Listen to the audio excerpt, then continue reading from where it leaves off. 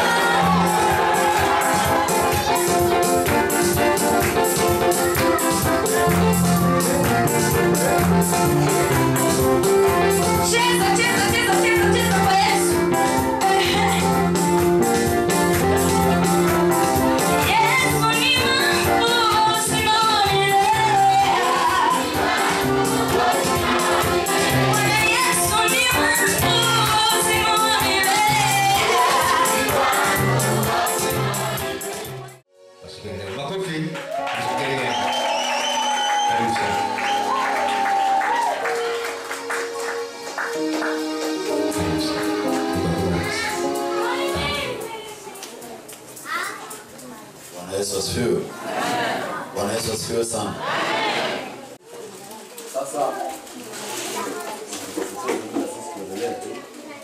Sasa labda tuseme Roho Mtakatifu ni nani? Labda hapo ndo kuanzia. Tuanze na msingi ya kwamba Roho Mtakatifu ni nani? Huyo ambaye tunataka tujifunze siku ya leo, je, ni nani? Roho Mtakatifu ni nafsi ya tatu ya Mungu. Yaani Mungu yuko katika utatu mtakatifu. Kuna Mungu Baba, kuna Mungu Mwana, kuna Mungu Roho Mtakatifu. Bwana Yesu asifiwe. Kwa Roho Mtakatifu ni Mungu halisi. Bwana Yesu asifiwe. Roho Mtakatifu ni nafsi hai. Kwa maana nilikwambia Roho Mtakatifu ni nani? Sikuuliza Roho Mtakatifu ni nini. Bwana Yesu asifiwe. Kwa sababu ana uhai, yani ni uhai. Ndio maana anasema Roho Mtakatifu ni nani? Kwa hiyo kwa Roho Mtakatifu ni nafsi ya tatu ya Mungu. Na Roho Mtakatifu anakaa ndani yetu. Wote ambao tumekata shauri na kumwamini Kristo kama Bwana na Mwokozi wetu, tunapewa Roho Mtakatifu akae ndani yetu. Anakuja ndani yetu, anakuwa msaidizi wetu. Bwana Yesu asifiwe. Nimekwambia hauwezekani kumtumikia Mungu pasipokuwa na Roho Mtakatifu. Kwa Mungu akikuokoa, anakupa Roho Mtakatifu ili uweze kumtumikia. Bwana Yesu asifiwe. Ukisoma kwenye kitabu cha Yohana sura ya 16, Yohana Mtakatifu sura ya 16 mstari wa 12 mpaka wa 13. Yohana Mtakatifu sura ya 16 mstari wa 12 mpaka wa 13. Hapo utaona kwamba Roho Mtakatifu ana uwezo hata wa kuongea. Nimekwambia yu hai. Bwana Yesu asifiwe. Biblia inasema hata bado nikali ninayo mengi. Huyo ni Yesu akiwaambia wanafunzi wake. Hata kali bado ninayo mengi ya kuwaambia, lakini hamwezi kuyastahimili hivi sasa.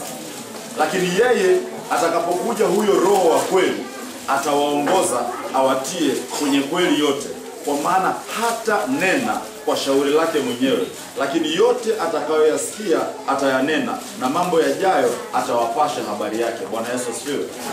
Kwa kama Roho Mtakatifu ananena nasi, na maana ana uwezo wa kuongea nasi. Bwana Yesu asifiwe. Kwa si nguvu fulani tu ambayo inakuja kukaa ndani yako, ni nafsi hai kabisa ambayo inakuja kuishi ndani yako kwa ajili ya msaada wa maisha yako ya kiroho. Bwana Yesu asifiwe. Pia ukisoma kwenye Waefeso sura ya 4 ule mstari wa 30, Waefeso sura ya 4 ule mstari wa 30, Biblia inasema wala msimhuzunishe yule Roho Mtakatifu wa Mungu, ambaye kwake yeye mlitiwa muhuri hata siku ya ukombozi. Bwana Yesu asifiwe. Kwa Roho Mtakatifu mwenyewe ana hisia. Kama anahuzunika, ina maana anaweza kufurahi. Bwana Yesu asifiwe. Anahuzunika kwa nini? Anahuzunika pale kama yeye amekuja kuwa msaidizi katika maisha yako, kama hautasikiliza msaada wake, kama hautasikia ushauri wake, pale Roho Mtakatifu anahuzunika. Bwana Yesu asifiwe.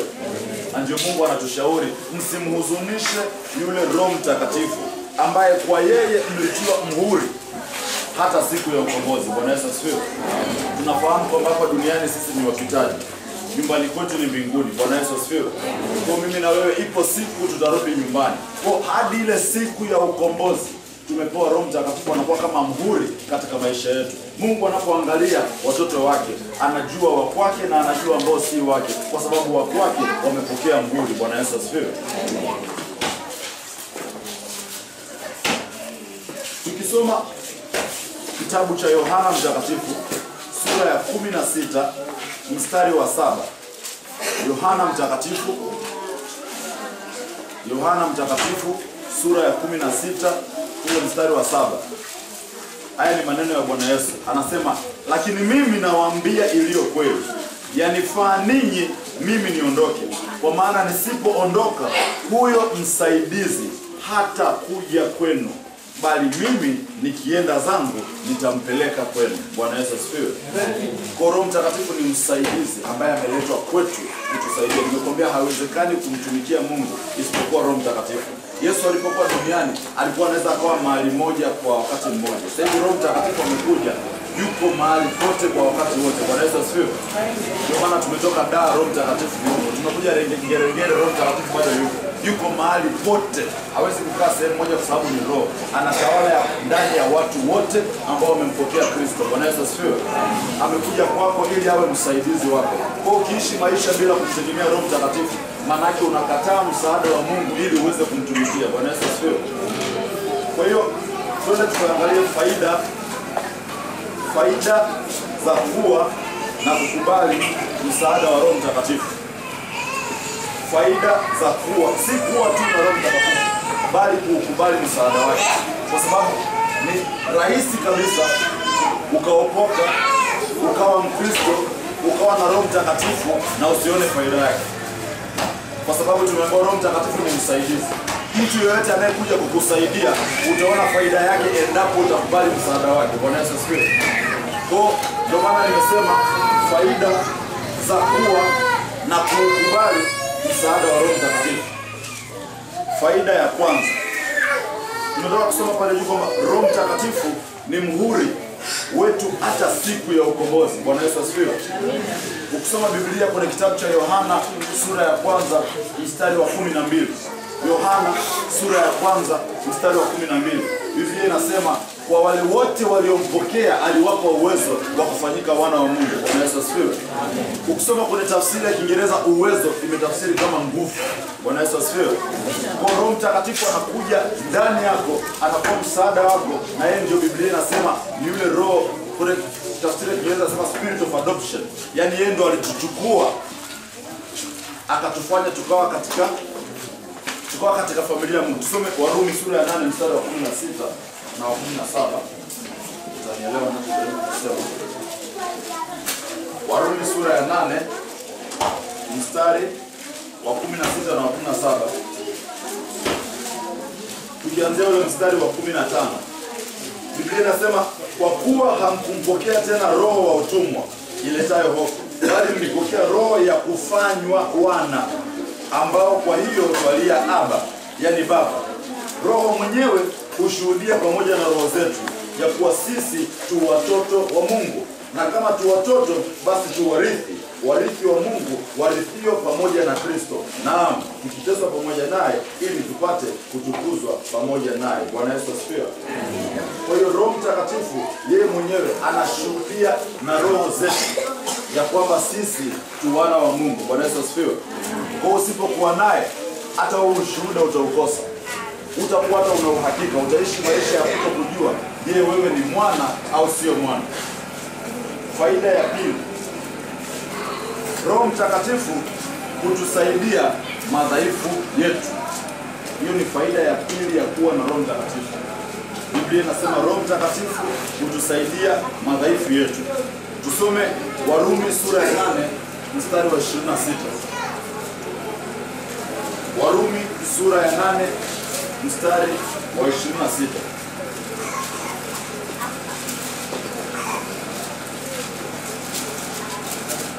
Warumi sura ya 8 mstari wa 26. Biblia inasema kadhalika Roho naye hutusaidia udhaifu wetu, kwa maana hatujui kuomba jinsi itupasavyo, lakini Roho mwenyewe hutuombea kwa kuugua usikoweza kutamkwa. Bwana Yesu asifiwe. Cheki haya maandiko vizuri. Kadhalika Roho naye hutusaidia udhaifu wetu, kwa maana hatujui jinsi ya kuomba itupasavyo. Biblia haijasema kwamba kuna wakati hatujui namna ya kuomba. Imesema hatujui jinsi ya kuomba. Ina maana wakati wote mwanadamu huwezi jitegemea wewe kama wewe kuomba ipasavyo. Bwana Yesu asifiwe. Isipokuwa Roho Mtakatifu peke yake ndiye anaweza kukusaidia udhaifu wako kuweza kuomba sawa sawa na Mungu anavyotaka. Bwana Yesu asifiwe. Kuongozwa na Roho Mtakatifu, kunena kwa lugha. Faida za kuongozwa na Roho Mtakatifu, kunena kwa lugha. Faida ya kwanza nimeandika kwamba unawezeshwa kuombea jambo hata usilolijua wakati mzigo unawekwa ndani yako. Nadhani nimetoka kuifafanua hii point, kwamba unaweza ukawa hapa ukapata mzigo wa kuomba, ukaomba kwa kunena kwa lugha, usijue unaombea nini. isikusumbue kwamba haufahamu ni kitu gani unakiomba. Fahamu, ukiomba kwa kunena kwa lugha ni msaada wa Mungu katika maisha yako, kuomba sawasawa na mapenzi ya Mungu, aidha kwako we mwenyewe au kwa mtakatifu mwingine. Bwana Yesu asifiwe. Kwa unakuwa chombo cha kutumika na Mungu, kujiombea we mwenyewe, kuombea wengine na kuyafanya mapenzi ya Mungu yatimie hapa duniani. Bwana Yesu asifiwe. Kwa hiyo kunena kwa lugha ni jambo la msingi sana, na ni karama ambayo Roho Mtakatifu anaiachilia ndani yako ili kuyawezesha mapenzi ya Mungu juu yako, juu ya ulimwengu na juu ya wengine pia yatimie. Bwana Yesu asifiwe. Faida nyingine mtu anafanya, lakini unapokuwa na Roho Mtakatifu ndani yako na amekusaidia namna ya kunena kwa lugha, unaweza kumwambia Roho Mtakatifu, nisaidie udhaifu wangu kwa sababu sijui kitu cha kuomba. Akaanza kukuongoza kunena kwa lugha, na utaomba sawasawa na mapenzi ya Mungu, na utamwambia Mungu haja zile ambazo Mungu anataka wewe umwambie. Bwana Yesu asifiwe. Kwa sababu kitu lazima ufahamu, si kwamba una shida Mungu hajui shida yako. Ukimwambia Mungu nahitaji ada ya shule, si kwamba hajui unahitaji ada ya shule. Ukimwambia Mungu nahitaji biashara yangu isonge mbele, si kwamba hajui biashara yako haisongi mbele. Anafahamu hivyo vitu vyote, lakini anasemaje? Ukiomba sawasawa na mapenzi yangu, una ujasiri ya kwamba nasikia, na kama nasikia utakwenda kuwa na zile haja uombazo. Bwana Yesu asifiwe. Kwa ina maana Mungu si tu anataka uombe. Tumeshika sana ule mstari, ombeni nanyi mtapewa. Ni kweli, lakini lazima uombe sawasawa na mapenzi ya Mungu. Bwana Yesu asifiwe. Kwa sababu unaweza ukamwomba Mungu akakubali. Unaweza kumwambia Mungu labda nataka gari. Mungu anaweza akatizama katika maisha yako, nikikupa hii gari kwa sasa itakudhuru, kwa sasa haitakuwa na faida kwako, hakupi. Anakataa kwa sababu anakupenda. Kwa Mungu anaweza akakubali kwa sababu ya upendo, akakataa sababu ana upendo. Bwana Yesu asifiwe. Kwa ni vizuri kuyafahamu mapenzi ya Mungu kabla ya kupeleka haja zako mbele za Mungu. Lakini utayajuaje hayo mapenzi? Ni lazima uongozwe na Roho Mtakatifu. Bwana Yesu asifiwe. Kwa ukifahamu, ukawa umejazwa Roho, ukawa na karama, unaweza kunena kwa lugha kama muamini. Katika maji yanapotibuliwa, unamwambia Roho Mtakatifu, nisaidie, niombe sawasawa na mapenzi ya Mungu, na ile lugha itakuja. Hauwezi jua unaomba nini, lakini uwe na uhakika yote unayoomba ni sawasawa na mapenzi ya Mungu, na utapokea ujasiri ya kwamba Mungu amesikia na atakwenda kukupa ile haja uliyoomba. Bwana Yesu asifiwe.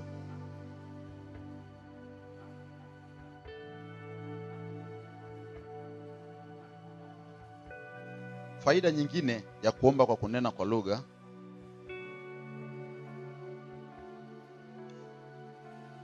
nimeandika kunena kwa lugha kuna, kwa uwezo wa Roho Mtakatifu, kunamwezesha mnenaji kutimiza ndoto ama maono yake. Bwana Yesu asifiwe. Kunena kwa lugha kwa msaada wa Roho Mtakatifu kunamwezesha mnenaji kutimiza ndoto zake ama maono yake. Unaweza kujiuliza kwa namna gani? Fungua na mimi kitabu cha Isaya sura ya 54. Isaya sura ya 54 mstari wa kwanza mpaka wa 3. Isaya sura ya 54 mstari wa kwanza mpaka wa 3. Mimi nitaanzia mstari ule wa pili. Mstari wa pili na wa 3. Biblia inasema, panua mahali pa hema yako na wayatandaze mapazia ya maskani yako, usiwakataze. Ongeza urefu wa kamba zako, vikaze vigingi vya hema yako. Kwa maana utaenea pande wa kuume na upande wa kushoto, na wazao wako watamiliki mataifa, wataifanya miji iliyokuwa ukiwa kukaliwa na watu. Bwana Yesu asifiwe. Mungu anasema panua mahali pa hema yako. Mungu hakusema panua hema yako, bali panua mahali pa hema yako. Ina maana una hema kubwa, lakini mahali pa kuiweka hamna. Ushawahiona mtu ana ndoto za kusoma, lakini haitafika siku akasoma, anabaki kuwa na ndoto tu. Mtu ana ndoto za kufungua biashara, lakini hata siku unamwona maisha yake yako yale yale. Ana maono makubwa kuliko mahali pa kuweka maono yake. Bwana Yesu asifiwe.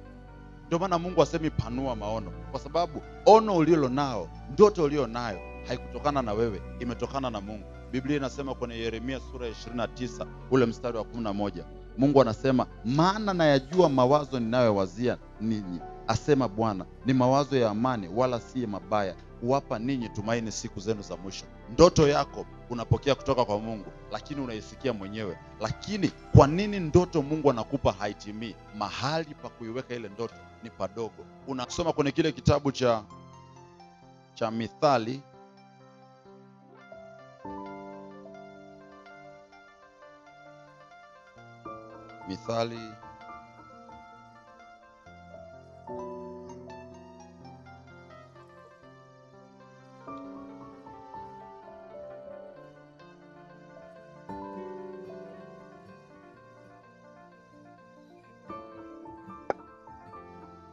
Bwana Yesu asifiwe.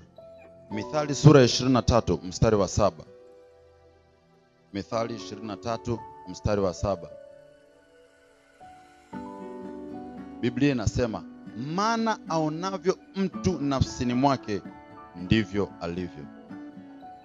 Maana aonavyo mtu nafsini mwake ndivyo alivyo. Bwana Yesu asifiwe.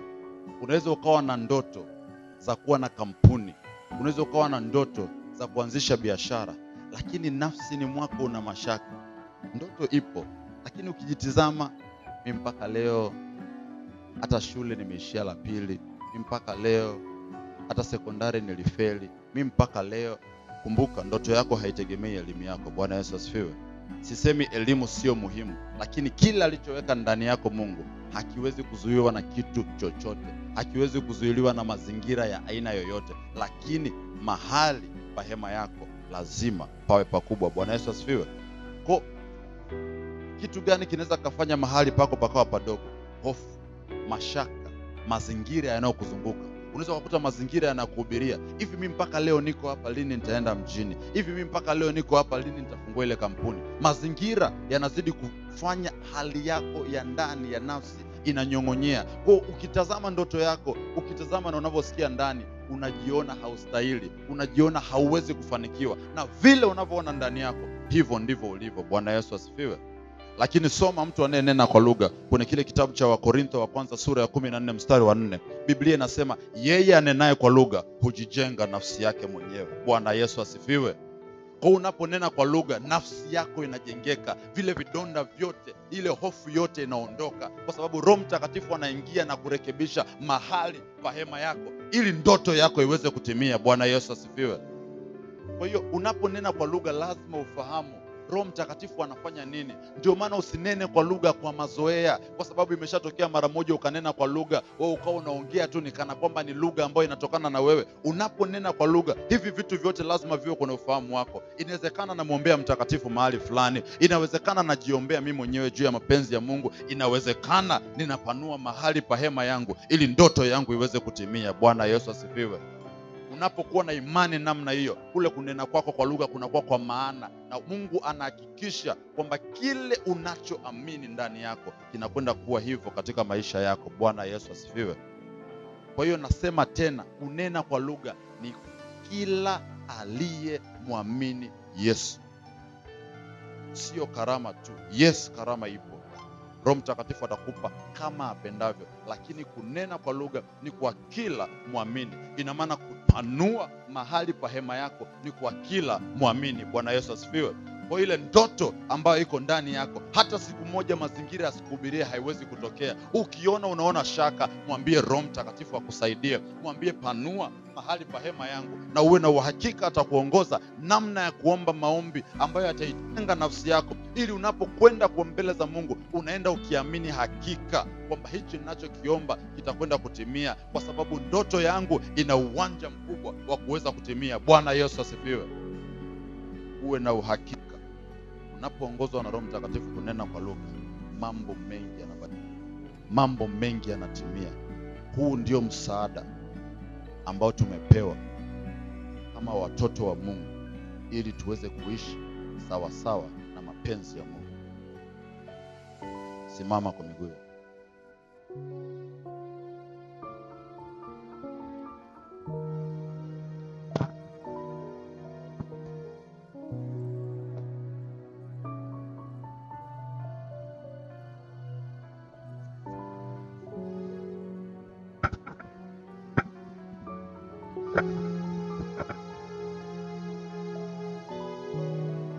Kumbuka yote ambayo nimesema, neno la Mungu linavyosema. Nimekuambia na ishara hizi zitaambatana. Baba, nafsi yangu yakutamani. Anza kusema asante Yesu, asante Yesu, asante Yesu, asante Yesu, asante Yesu. Endelea kusema asante Yesu. Ora mochana rabo kodiriwe rebo bobo sinde. Ora kodiriwe rabo ramoshanda. Oka rabo shekeri manduru bokodi. Ora bosanda rabo baba sinde. Ribo konda rabo sanda. Sema asante Yesu kwa nguvu, sema asante Yesu. Usiseme ndani, sema asante Yesu, asante Yesu, asante Yesu. Asante Yesu, asante Yesu, asante Yesu, asante Yesu. Rudia. Sema asante Yesu, asante Yesu. Oka rabo shonda ukaridiri. Ukara rabo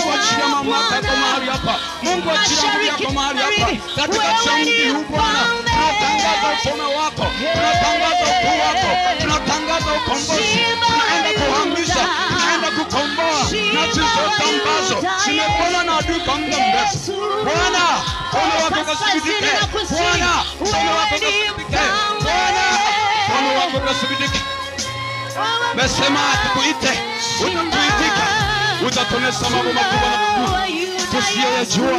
Ni wakati wa Jehova tunapolipita neno lako ndani ya mioyo ya watu wako, kwa jina la Yesu. Amen. Amen. Chukua nafasi yako. Chukua nafasi yako. Tuna muda mdogo wa kuzungumza maneno ya Mungu. Tuna muda mdogo wa kuzungumza maneno ya Mungu. Maana uwepo wa Mungu uko mahali hapa. Upako wa Mungu uko mahali hapa. Upako wa Mungu upo katika mji wa Ngelengele.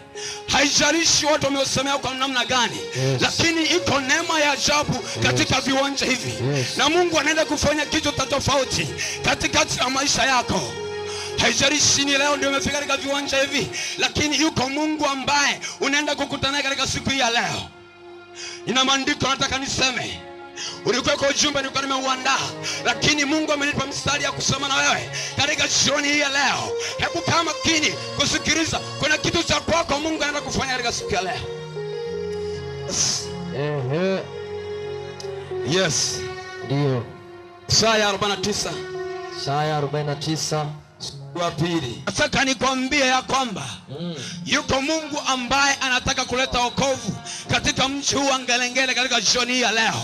Haijalishi umefungwa katika maeneo gani, haijalishi ziko nguvu za ufalme wa giza ambazo zimekubana katika maeneo mbalimbali. Umekuwa ukipita katika mateso, umekuwa umepita kwenye magonjwa kwa muda mrefu, una huzuni nyingi katika maisha yako, hauna amani, lakini leo Bwana amenipa ujumbe, anasema kwamba jeshi mfalme aliyehodari aliyejitolea mateka aweza kuwaruhusu watu ambao amewatwalia mateka kuokolewa. Bwana anasema kwamba hakika Bwana Mungu yeye ataweza kumpokonya, yeye ataweza kumnyang'anya. Haijalishi amefunga kwa muda gani, lakini iko nguvu ya ufalme wa Mungu ambayo inaenda kukutoa hapo, ambayo inaenda kukuhamisha hapo, kukuweka kwenye ufalme wa nuru. Kitu kinachotakiwa ni kusogea mahala pa Bwana, ni kusogea mahala pa enzi yake, maana para hapo ndipo palipo na nguvu ya Mungu. Makutano, tumshangilie Bwana, tumshangilie mfalme wa wafalme, tumshangilie mtakatifu wa Israeli, maana yuko hapa. Nataka nikwambie kitu kimoja. Yawezekana umepita kwenye mateso kwa muda mrefu. Zambi imekutafuna, zambi imekutesa kwa muda mrefu. Hauna matumaini katika maisha yako. Unasema maisha yangu yako hivi. Umesajikatia tamaa ya kuendelea. Kila mlango unaugusa kwa ajili ya kutoboa katika maisha. Mlango hauoni. Unaanza kidogo, unapotembea mbele unaona kuna uendeleo. Lakini leo Mungu yuko hapa kukusaidia.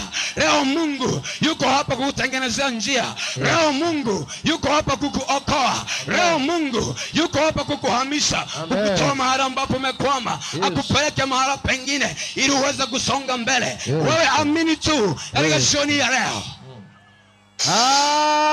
Amini tu katika jioni ya leo. Amini tu katika jioni ya leo. Amina. Zambi inayokutesa inakutesa kwa sababu umefungwa na shetani. Inakutesa kwa sababu bado unashikamana na ulimwengu wa giza.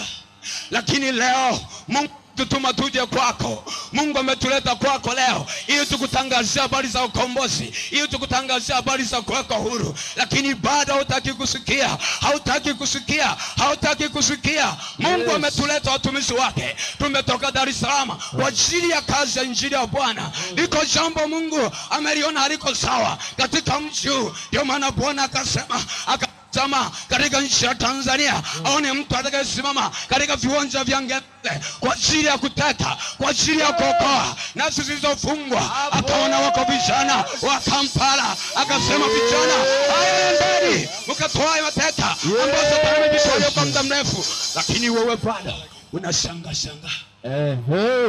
Sikiliza nikwambie. Sikiliza nikwambie. Ziko habari njema za ufalme wa Mungu zinahubiriwa katika viwanja hivi. Ufalme huu ni kweli na ni halisi. Yawezekana nadhani ni masiala au story tu za maandiko, lakini nataka kukuhakikishia kwamba habari ya ufalme wa Mungu ni kitu ambacho kiko halisi, na tunaamini ya kwamba uko mwisho wa dunia utakuja. Iko saa ya mwisho itafika ambapo Bwana atakuja kunyenyakulia wateule wake. Nataka nikwambie kitu kimoja. Tengeneza mambo yako, saa ya hukumu yaja. Tengeneza mambo yako, saa ya hukumu yaja.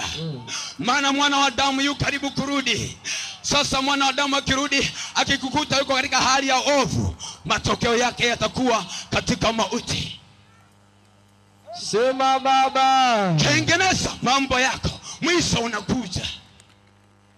Na mtu mmoja Ezekia alipopata habari ya kutengeneza kwa habari ya mambo yake, akajihoji ndani ya moyo wake. Akasema, shida Mungu iko wapi? Bwana, nimekuwa mwaminifu mbele zako, nimetumika pamoja na wewe.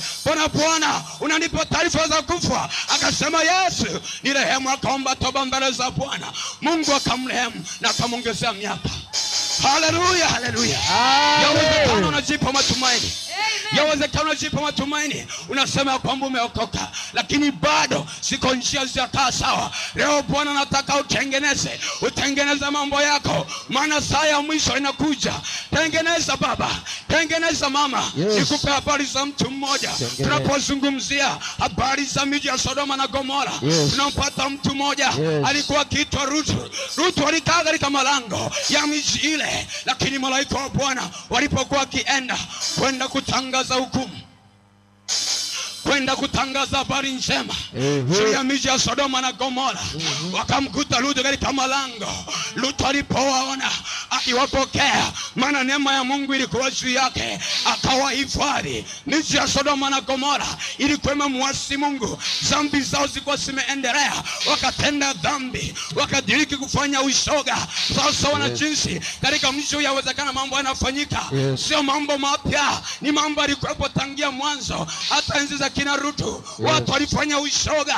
Maandiko yananiambia walipoona wale malaika wakataka kuwafuatilia, wakasema kwamba Rutu walete tuwajue, maana kuna wageni wameingia katika nyumba yako.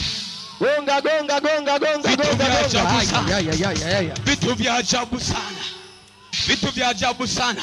Dhambi inapokutesa, dhambi inapokukamata, unafanya vitu vya ajabu, lakini kwenye akili yako unaona ni sawa. Hallelujah. Rutu alipowakaribisha wale malaika, aliposikia zile habari njema, wakapata kumpatia neema. Wakamwambia Rutu, kwa sababu umefanya jambo jema, hebu nenda katafute ndugu zako. Nazungumza na wewe, unapoziangalia njia zako hazijakaa sawa, isaidi mwenyewe. Kweli unaenda kanisani, lakini bado ziko shida ambazo zimekufunga. Hauna furaha na huo wokovu uliokuwepo nao. Hata ukikutana upenda mtaani, unaogopa hata kupokea. Bwana asifiwe. Kwa sababu ukijihoji ndani ya nafsi yako, unaona kabisa kwamba wewe sio mtu sahihi. Na shangaa hata wengine wamebatizwa, lakini wakati wa kushiriki meza ya Bwana unapofika, anatoka nje. Mwisho unakuja. Tengeneza mambo yako. Saa ya mwisho iko karibu. Saa ya mwisho iko karibu. Bwana wa damu wanakuita njia. Sema Bwana Yesu. Bwana Yesu. Ninakushukuru. Ninasema asante kwa upendo wako mkuu. Kwa upendo wako mkuu. Yesu, wayajua maisha yangu vizuri. Wayajua maisha yangu vizuri. Naomba unisamehe dhambi zangu zote nilizozifanya. Naomba futa jina langu. Naita moto. Wata kwa jina la Yesu. Wata kwa jina la Yesu. Ninafuta kila nguvu za kichawi kwa jina la Yesu. Achilia moto. Wata moto.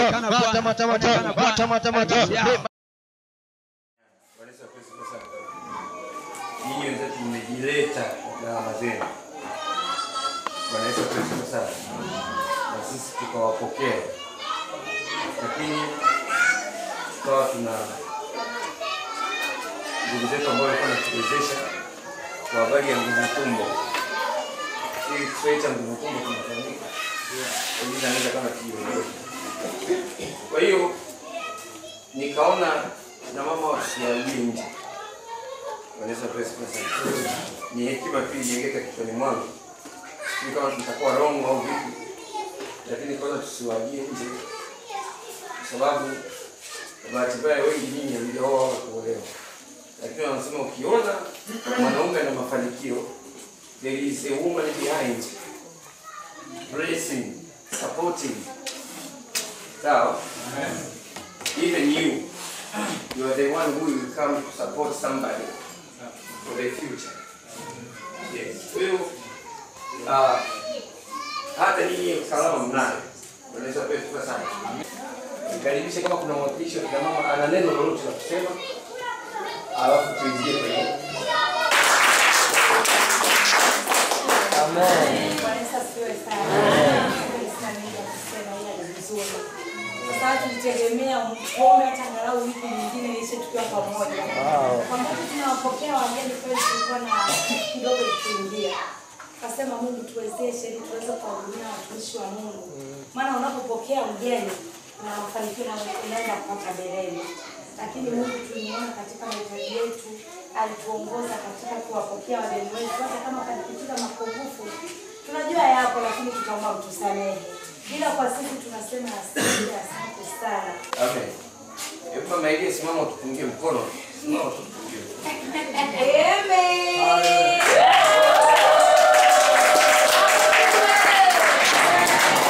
Hakweli. Mungu ana makusudi na mimi.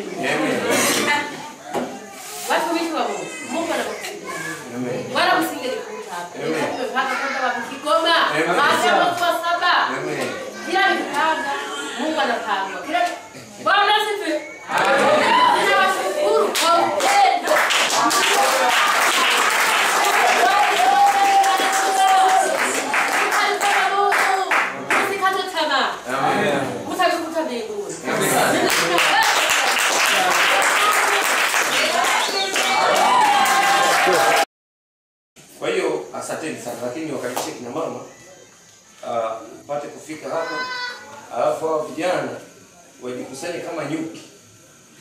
Nyuki maana yake nasema nyuki kwa sababu gani? Nyuki wanapokuwa wamejiunika kwenye mzinga, wanamfunika, wanamwekea ulinzi malikia. Kwa hiyo huku nje kunakuwa salama zaidi. Kwa hiyo wakiwa kama nyuki, hamna adui atakayekuja kugusa pale. Akigusa watatumwa majeshi fulani, nendeni kadhaa mkapambana. Adui kama wamezidi watatumwa wengine. Kwa hiyo malikia atakuwa salama. Wanaweza pesa siku sana. Kwa hiyo karibu sana kina mama hapa. Mwenyekiti alikuwa na nini? Amen.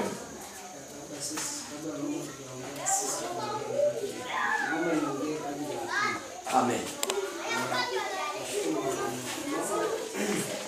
Au si ningesogea hapa kidogo. Shukuru sana mama kwa kujitoa kwenu. Wote tumekuwa tumeshiba. Tunaona nimepata mkutano cha ghafla. Nashukuru kwa sababu leo ni njema. Kwa upande wetu sijajua kama kuna mtu ambaye anapazika. Pia kuna mtu aliyepazika kama anapazika mbinguni. Tunashukuru sana. Kila siku tunapotusamea sometimes tulikuwa tunapigia tiba mnakama kusubiria mtusamee sana kwa hiyo tunaikuvuka. Mimi nimetusamea watumishi wa Bwana. Tunasema Mungu abariki sana. Kwa huduma yenu, huduma yenu ni njema. Tupikia karibuni sana.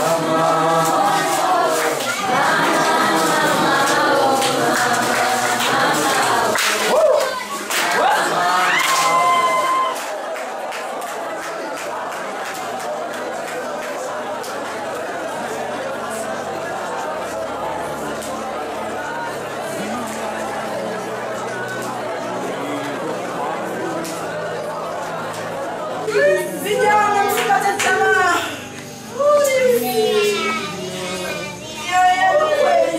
Kama shomnando kata tamaa. Naona kama kuna miopewa sana. Afadhali mwache. Lakini kazi yenu sio bure. Kazi yenu sio bure. Mnaona mnacholetea mili yenu, lakini ndani ya roho zenu iko faida kubwa sana. Msipozimia mioyo, jitieni nira yangu na mjifunze kwangu, maana mimi ni mpole na mnyenyekevu wa moyo, nanyi mtapata raha nafsini mwenu. Vijana, pendeni vijana, endeleeni kushikamana pamoja. Nitawafanya kuwa vichwa, nitawafanya kuwa mbele ya mataifa yote. Nimewatukuza watoto wangu, nimewatukuza, nimewatakasa sana sana sana sana sana sana sana sana. Asante Bwana.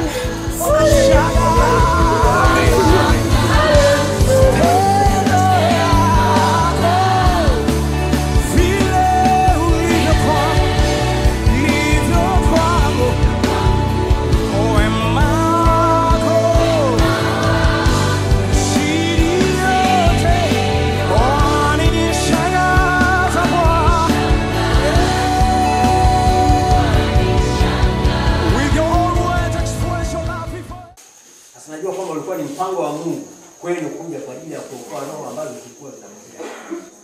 Na zile roho ambazo zilikusudiwa kwamba ziokolewe, zimeokolewa. Na inaamini kabisa kwamba kazi yenu sio bure. Bwana Yesu asifiwe. Huwa siku zote hata hapa kanisani nawaambia hivi.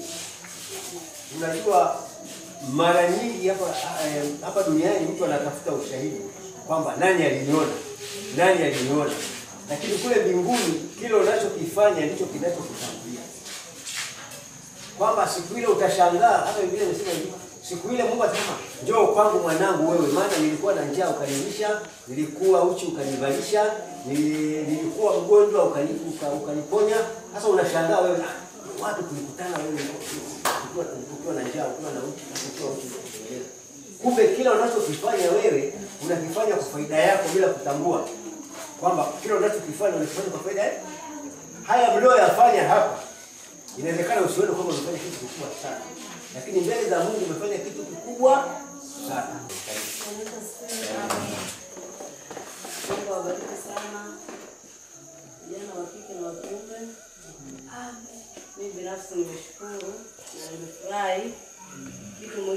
tunachokifanya hapa Ngerengere ni kitu ambacho nyakati hizi ni adimu. Kwa hiyo wakipatikana vijana kama ninyi mnaoingia mitaani kushuhudia, mmeona wenyewe, mkiingia kwenye majumba mnakutana na watu wenye shida mbalimbali, wanaombewa, wengine kama hivi wanakuja wanaokoka, ni kama vile walikuwa wamefichwa, sasa wamefanyaje? Wamefichuliwa.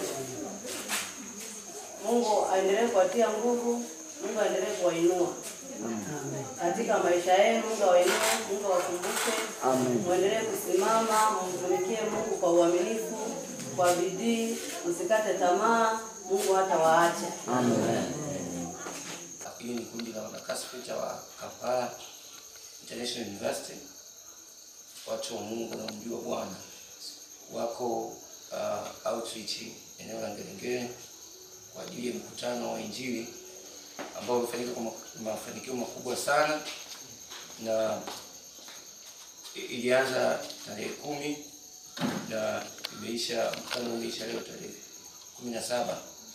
Na ninaongea hapa naitwa Mr. Julius Mhapa. Pia na mimi ni mwanafunzi wa kozi ya Conflict Resolution and Peace Building pale Kampala International University, na hawa ni wanakasfeta wenzangu ambao tumeshirikiana hapa. Ninaongea kama mwenyeji wa eneo la Ngerengere, ndiye niliyewapokea ndugu zangu eneo hili na tumeshirikiana kwenye mkutano, na ninaomba Mungu awabariki sana kwa ajili ya utayari huu. Wameokoa roho ambazo wameokoa aidha waume zao wa baadaye, wameokoa wake zao wa baadaye, wameokoa mabosi wao wa kazini wa baadaye, pia wameokoa wana jumuiya wengine wa baadaye hata katika mitaa na katika kuitumikia nchi.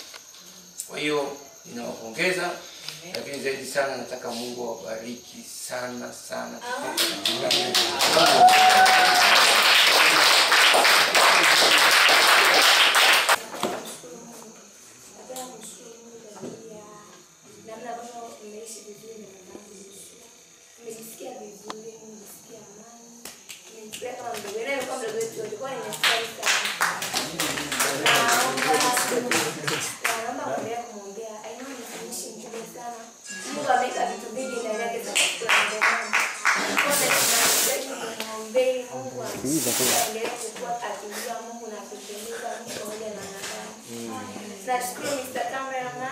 Yeah. Ni pasi na Yeshua alikuwa anampenda Dani. Sisi hata kabla jamaa alikuwa kuna picha zake anasema picha zake jamaa zina upako. Sasa alikuwa naye amefurahia tunaamini amepata kitu kikubwa na maumivu ya kutosha kutoka kwako. Mungu akubariki. Amen. Yaani mimi hilo neno lako kwa sisi wazee huko tumechafikia mbali kwa Bwana. Mungu akubariki jamii.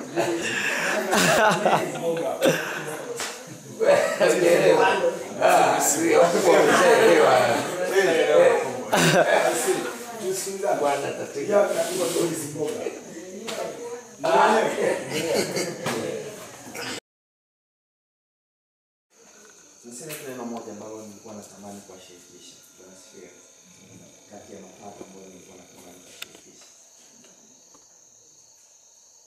Naamini sisi wote vijana tuna ndoto, kuna mahali tunaenda, lakini it's my passion sana kwenu sisi wote hapa. Najua kwa sababu tunaweza ingia tusionane tena, lakini natamani hili neno lifanyike msaada. Nilisema mara nyingi sana, we should not base our success katika one way. Mafanikio yetu sisi vijana, especially yule mtoto wa Mungu, yajenge katika msingi wa Mungu.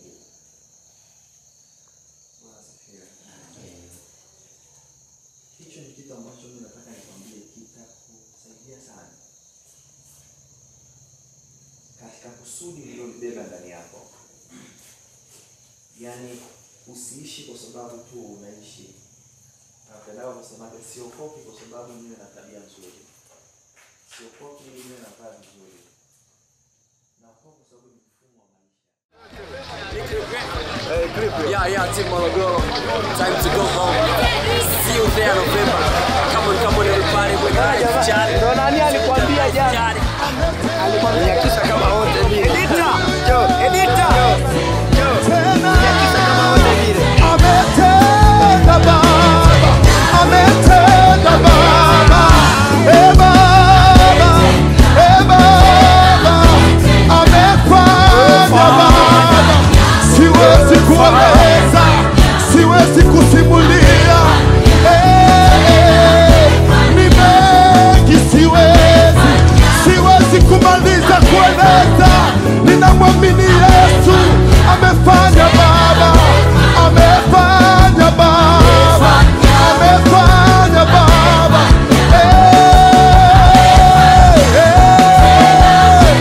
Hallelujah.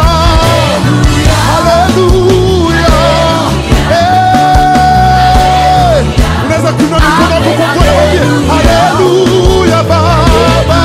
Hallelujah. Woza. Hey, come on. Hey, come on. Aha. Tunaweza kucheza pamoja. Let's go. 1, 2, 3.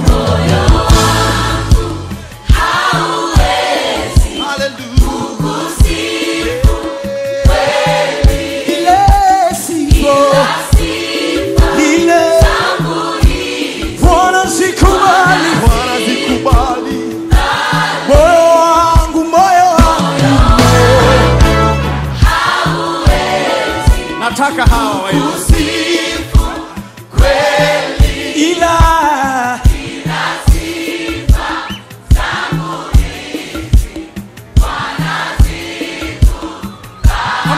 Moyo wangu tumkozie Bwana sifa na shangwe, ila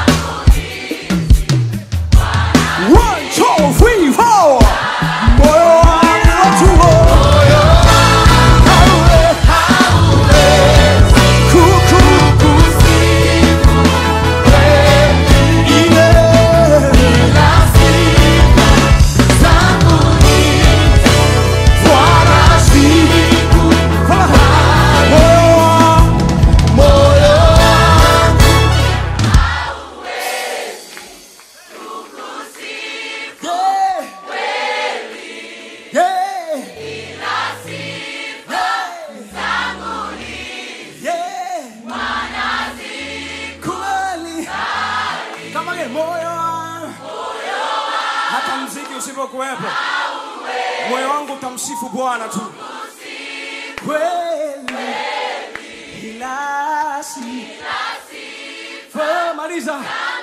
Oh, Bwana zikupa